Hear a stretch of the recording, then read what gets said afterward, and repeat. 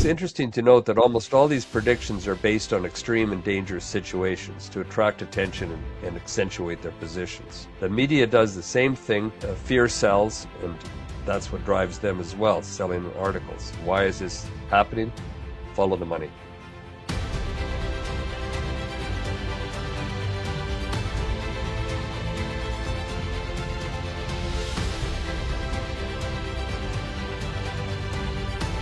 This is Climate Debrief, brought to you by the CO2 Coalition.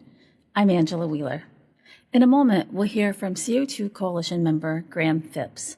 With decades of hands-on experience as a professional geophysicist and geologist, Graeme Phipps has explored and operated in some of the planet's most challenging frontiers, from the frozen Beaufort Sea and Arctic islands to the Gulf of Mexico, the North Sea, Yemen, Kazakhstan, Russia, and beyond. Thank you for lending your expertise on Climate Debrief, Graeme. It's good to be here. In your presentation, you argue that global warming is part of natural 2,000-year cycles, like the medieval warm period or Little Ice Age. How convincing is the evidence from ice cores showing CO2 lagging behind temperature changes? I think it's very convincing and definitive. The ice data clearly shows that temperatures rise before CO2 rises, as you can see on these graphs. How can something cause another event when it occurs after the fact? It's pretty obvious to me. For about 2.6 million years since these ice ages have been occurring, the Earth has emerged from an ice age glaciation period with roughly about the same patterns of a 5 to 6 degrees centigrade rise every about 100,000 years or so. The Vostok Antarctic ice record clearly shows this effect. Temperatures always rise several hundreds to 1,000 years before CO2, and therefore cannot be causing the temperature change. There's a simple experiment you can do to test this. If you pour a can of carbonated water into 2 glasses and then put one glass in the fridge and put the other one, just leave it in room temperature, come back a little bit later after the glasses and the water and the carbonated fluid has adapted, and then have a sip, you'll see that the warmer glass that's outside in the room is more carbonated and more bubbly than the one in the fridge. It's the same effect in the ocean.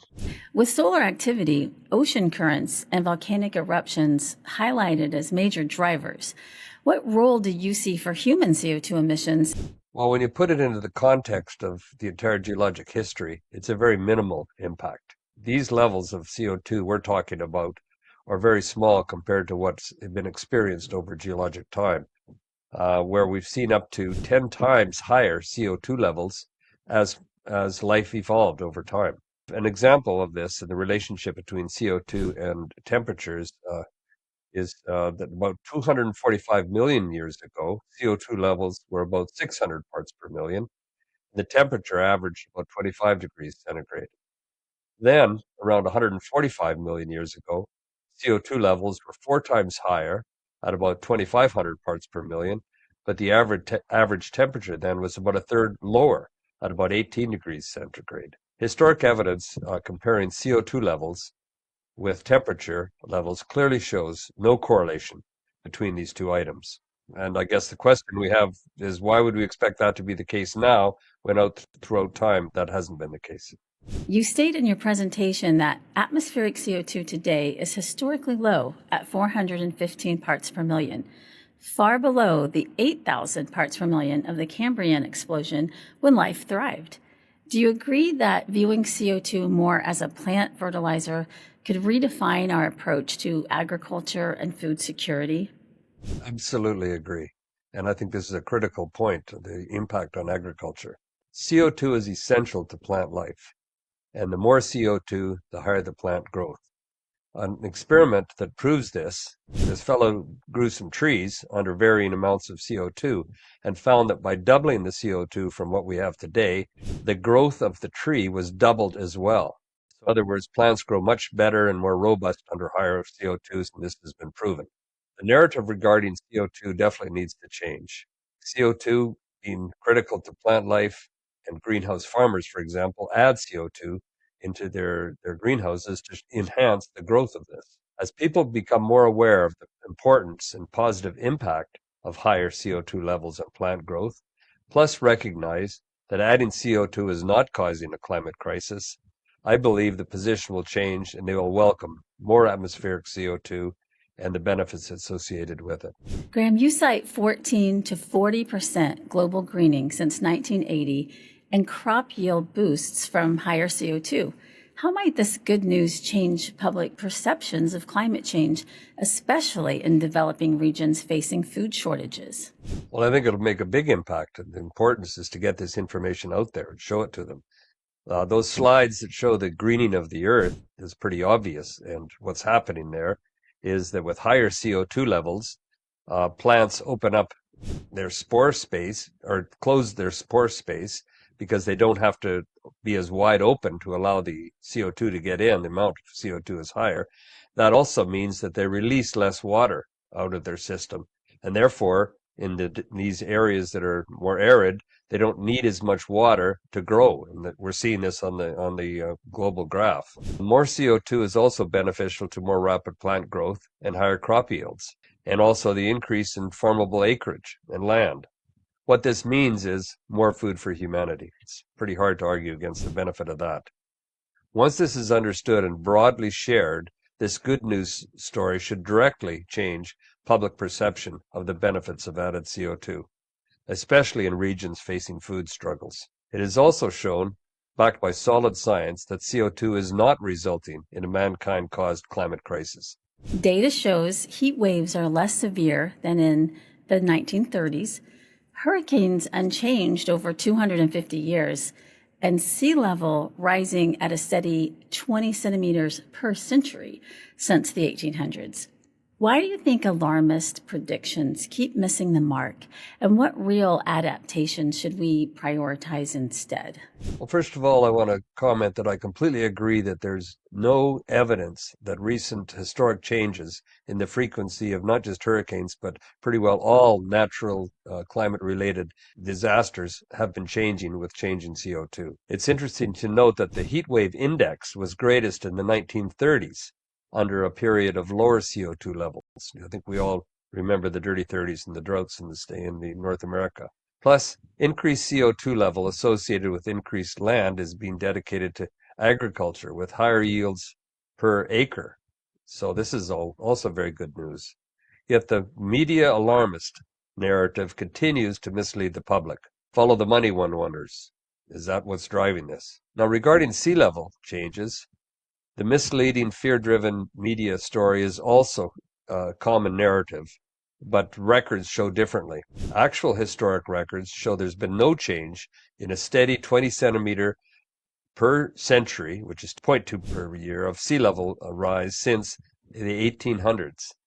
This has not changed or been impacted by the post-1940 increase in CO2 levels. There is no evidence that increased CO2 is impacting the rate of sea level change. The glaciers continue to melt, and as they continue to do so, sea level will rise modestly and until we get another ice age. And then, of course, this process will reverse itself. Just the other comment I'd like to make is that the majority of the ice on land has already melted. And so the amount of increase in the future, as we look to the future, will be less. And you just look at where the ice of the glaciers, when it covered most of North America, and now it's just in the Arctic regions. The majority, as I mentioned, is already melted. Melting ice in water makes no impact. And here's a simple experiment you can do. Fill your glass with water and ice, and then watch what level the water's at, and then come back when all the ice is melted, and it's the same level. So we're only dealing with the ice on land to make an impact on sea level. It's interesting to note that almost all these predictions are based on extreme and dangerous situations to attract attention and accentuate their positions. The media does the same thing as fear sells, and that's what drives them as well, selling articles. Reporting the actual results does not support a climate crisis and wouldn't support alarmist positions, but it wouldn't also sell papers. So I mentioned that comment. Why is this happening? Follow the money. Let's look at some actual facts. For most of the last 10,000 years, temperatures were higher than today, and mankind has historically done much better under higher temperatures and the cold spells, the Roman time period, for example. Significantly more people die from cold than from warm temperatures. Plants grow better, and the earth is greening under higher CO2. Crop yields worldwide have increased dramatically. Other scare-related claims are also shown to be false. For example, polar bears population has been increasing since 1960 when they put in rules about killing polar bears. And coral reefs have been expanding, not declining, when you actually look at the data. Adoptions we should prioritize should be pragmatic, evidence-based, on actual data, and support the needs and trends dealing with the specific sites where there's a problem, and no panic and do these things globally. Site-specific adoption is really the best case when it's really needed, and look at the actual trends. You say that net zero policies are called economic suicide, that could avoid just a fraction of 1 degree Fahrenheit of warming, but cause job losses and energy poverty for billions.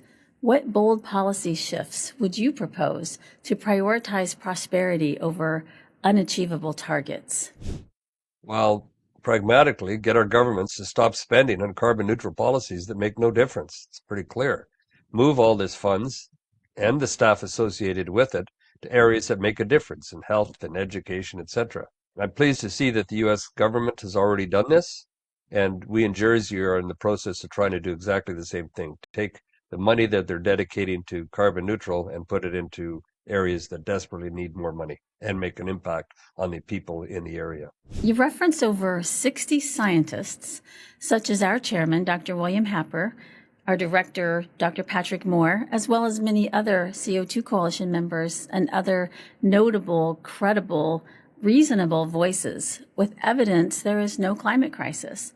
Why do you think diverse expert voices like these get overshadowed in mainstream media? First of all, I'd like to raise the point that science should never be based on consensus in any event.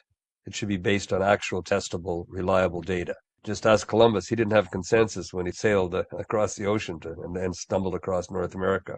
Second, alarmist predictions are often based on extreme and dangerous situations to accentuate their position. The media does the same thing as fear sells. Reporting the actual results and even contrary positions wouldn't support the alarmist position or sell papers and media attention. Bias apparently pays for the case. Plus, media would lose face and credibility if they have to reverse their position, and this would also cause them concerns. In concluding our conversation, Graeme, what is one action listeners can take today to dig deeper and question the status quo on the climate crisis narrative? First of all, start with some basic common sense thinking. Just stand back, and that's what got me working in this in the first place. Do you really believe that CO2, an essential element for plant life, and having historically been up to 10 times higher in the past, is causing a climate crisis today? And secondly, what climate crisis? When you look around and observe things going on, we don't see these kind of things happening every day. And when you look at the data, it doesn't support it. The second point is do your own research. Dig into, that's what I had to do. I saw these things, they caused me questions, so I started researching and reading books and papers and look at the facts and the data. And I encourage you to look at the CO2 Coalition papers. I've got a lot of material in my website that's available there that's science-based, fact-based, trends-based, and then you can draw your own conclusions. But having that in your background when you start talking to people is very important. And third, with those that disagree with you, and everybody's allowed to do that, encourage an open public debate, a science-based debate. Encourage them to bring their scientists, bring all their experts, don't just talk about it, bring them to the table, and let's have that debate. And we're in the process of trying to do that very thing in Jersey here. Graeme, thank you for taking the time to lend your expertise on Climate Debrief. Thank you for watching. The Climate Debrief podcast is funded by listeners like you.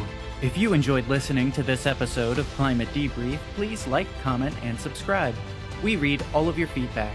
If you are interested in finding out more about the CO2 Coalition and its mission, visit our website at co2coalition.org. Our host and executive producer is Angela Wheeler. Production by Ethan Audie and Scott Wheeler. Technical production and editing by Joseph von Spakovsky.